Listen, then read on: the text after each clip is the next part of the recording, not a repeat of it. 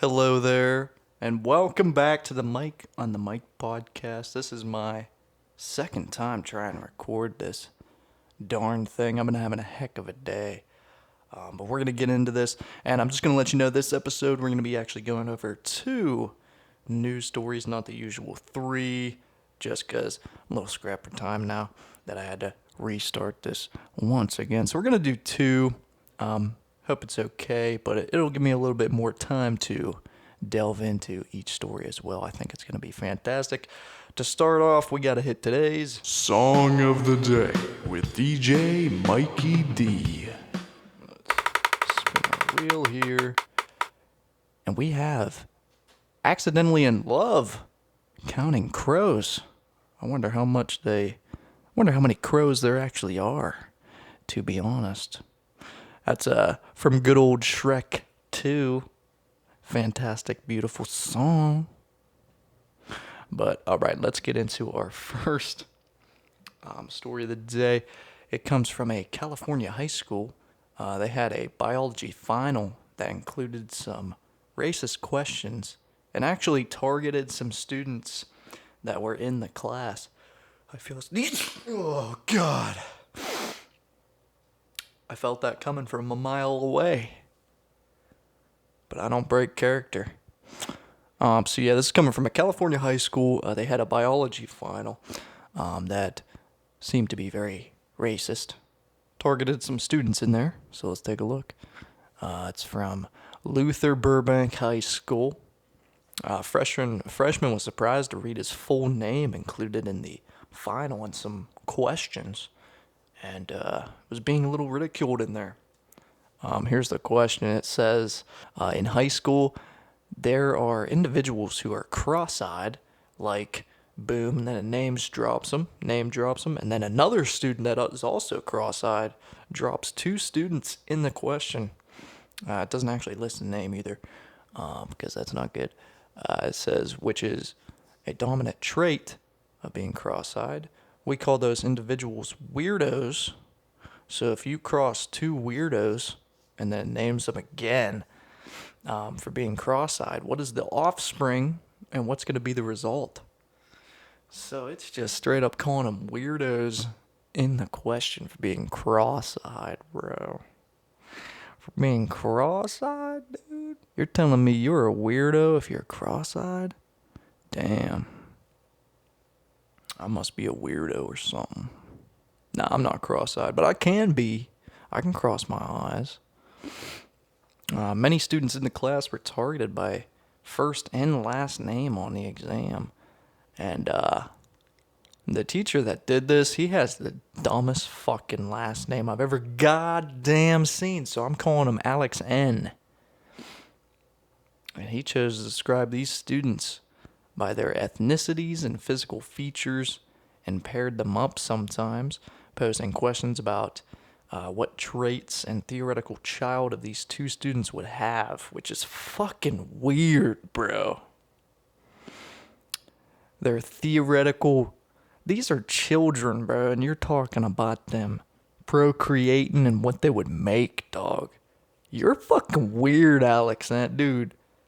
That is borderline fucking illegal almost, bro. I don't know I think it is, I mean, honestly. That's fucking weird.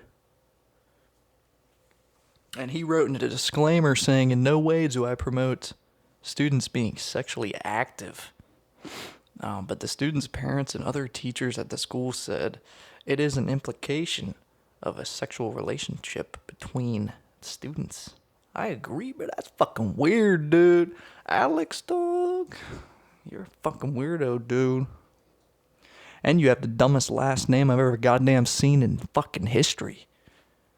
Fucking jackass. The student whose parents requested the Sacramento Bee not name him is half black and half Mexican.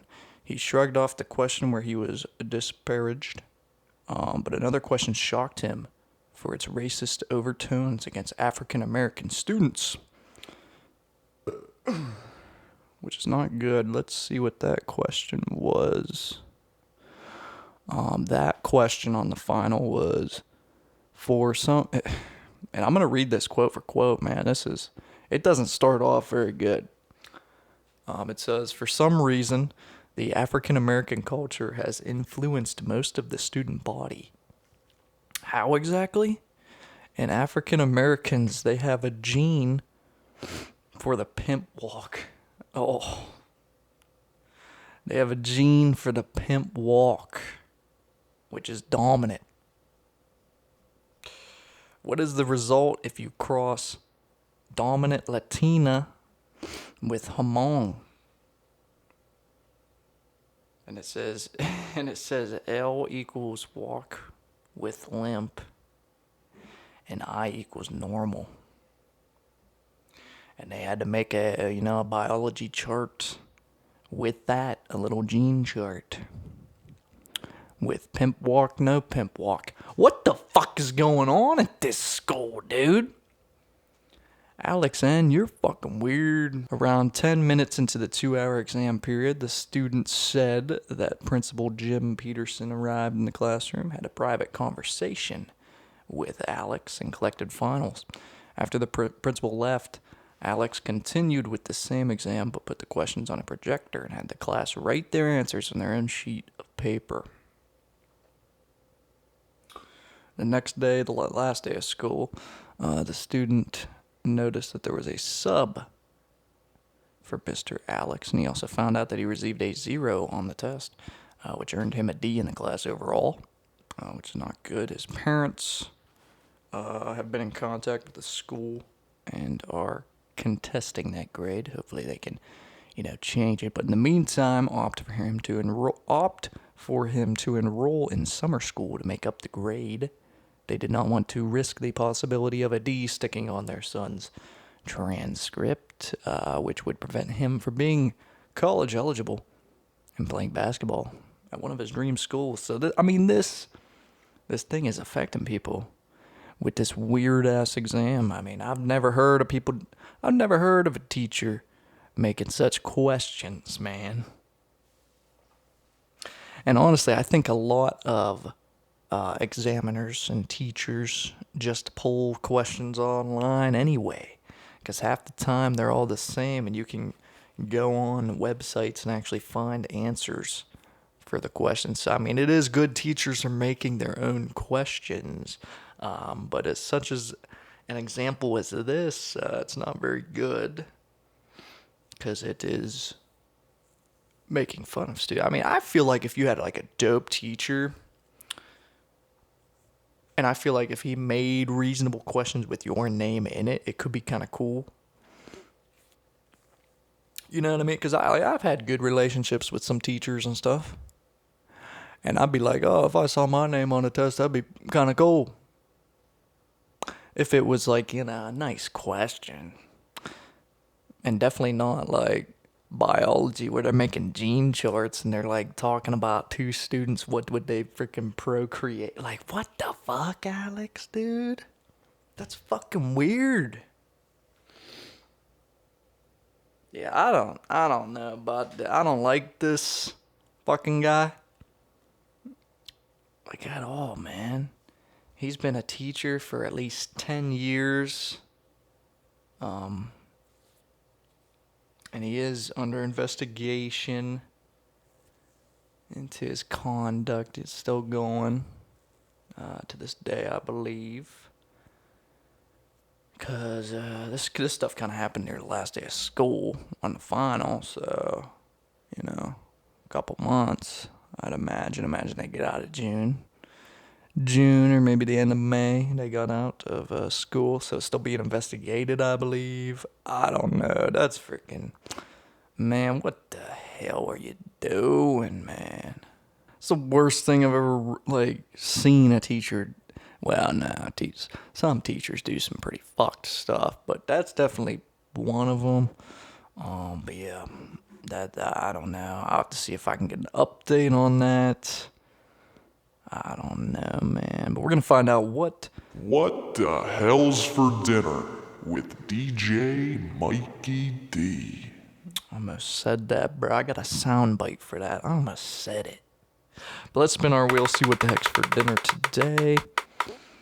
And it's just turkey. one of my options on the wheel was just turkey. It ain't even November yet, man. I can't be down in a whole turkey. But I guess we're gonna have to do that. Get some turkey. But anyway, it's turkey. Let's hit our final story of the day, and none other than a Lego story. We're back in the Lego crime world. It's happening every day at this point. I don't fucking know, man. I mean, this stuff is crazy. So this one's called Get Bricks Quick. Collectible Lego sets are still fueling in the black market.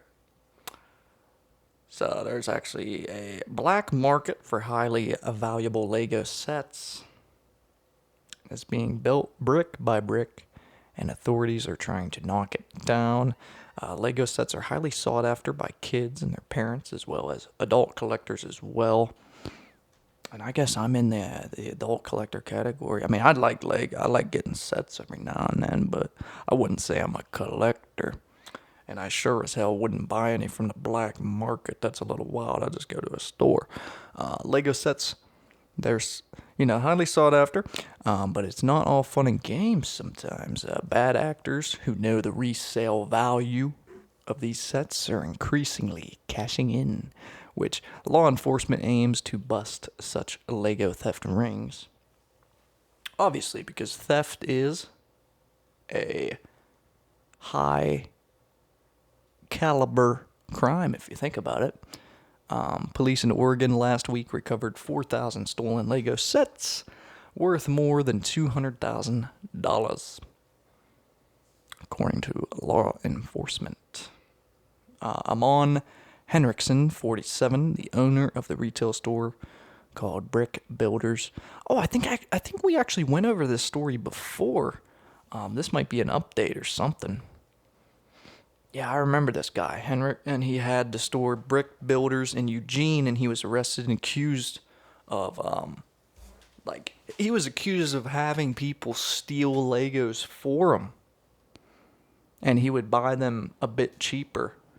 But nonetheless, the thefts were making dough because they were stealing these damn things. But yeah, this might be an update to that. That would be awesome. Police in nearby Springfield said in a statement, when interviewed, some suspects advised that Brick Builder staff knew the sets had recently been stolen. 2 people arrested in L.A. last month in connection with more than 2,800 stolen Lego sets. And then they also arrested 3 men and a woman. That store combined worth of $300,000 worth of sets. Holy shit. Some of the sets included the 921-piece Millennium Falcon, typically priced around $85. The 6,167-piece Lord of the Rings set, worth $500. And a 1,458-piece Porsche set, worth $170. Holy shit. Meanwhile, overseas French police announced in 2021 that they had begun building a case against the gang of toy thieves that are specializing in Lego theft. That's crazy, man. Criminologist from the University of Florida has been looking into the Lego issue and said that it was a problem that seemed to be growing, according to these retailers, and this place definitely didn't help any of that.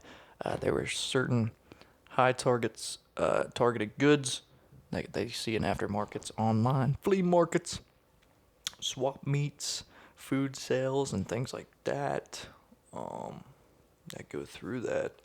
They say they may detain somebody or apprehend somebody that's stealing them, and the person that flips or sells them, which I believe is that Brick Builders guy.